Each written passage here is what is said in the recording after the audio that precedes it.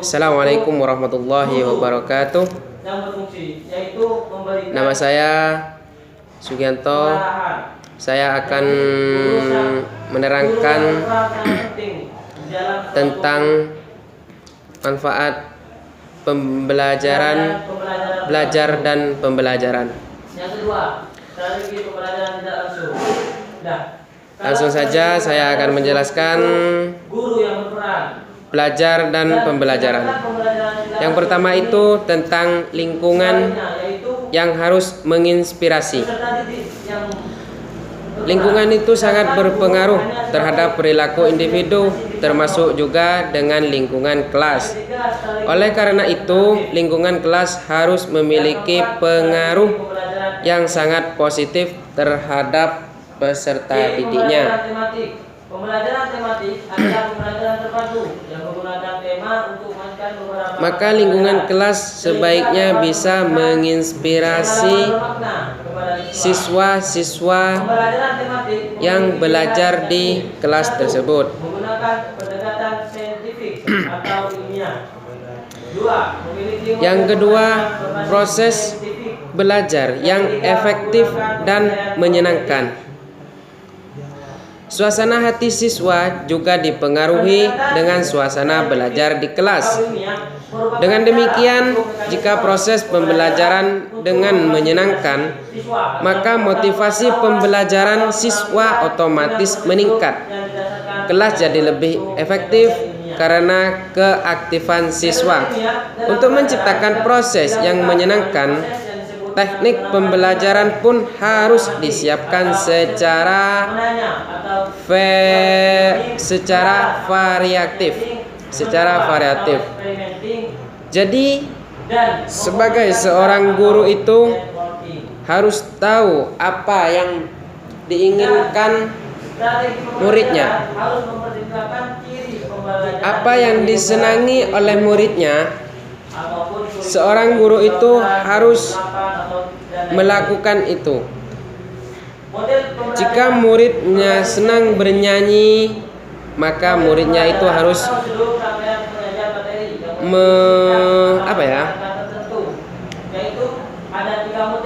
menginspirasi muridnya itu biar tidak bosan. Dan juga harus diselang-seling supaya peserta didik yang kita didik itu tidak bosan dengan pelajaran-pelajaran yang dipelajari di kelas tersebut. Yang ketiga itu suasana kompetisi kelas yang menantang. Pada umumnya setiap individu akan merasa bangga jika memiliki sesuatu yang lebih dibanding orang lain. Sebut saja lebih pandai, lebih berhasil, lebih pintar, lebih baik dari yang lainnya. Dan masih banyak lagi, begitu juga sebaliknya. Orang akan merasa sedih jika dirinya berada di bawah orang lain. Misalnya lebih bodoh, lebih malas untuk belajar. Dia tidak ingin meningkatkan kualitas pola pikir yang ada dalam dirinya. Dia juga selalu gagal dan lain sebagainya. Dari sinilah setiap orang punya naluri untuk berkompetisi. Jadi sebagai seorang guru itu harus mengarahkan muridnya agar dia tidak malas dan semangat untuk belajar.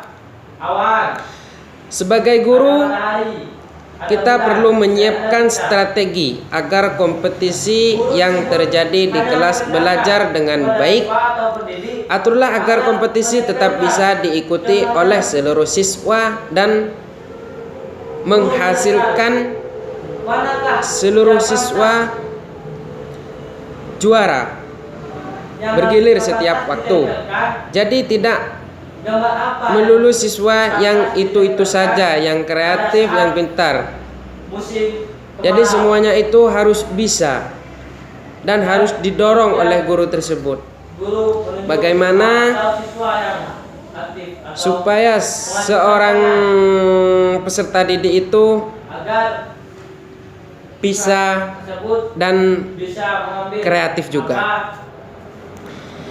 Yang keempat, sumber belajar. Acap kali siswa enggan belajar karena kurang memadai sumber pembelajaran. Sumber belajar. Baiklah, mungkin itu saja yang bisa saya sampaikan. Kurang dan lebihnya atau kata-kata yang salah atau kurang jelas, saya juga masih belajar, jadi saya minta maaf yang sebesar-besarnya. Akhirul kalam, wassalamualaikum warahmatullahi wabarakatuh.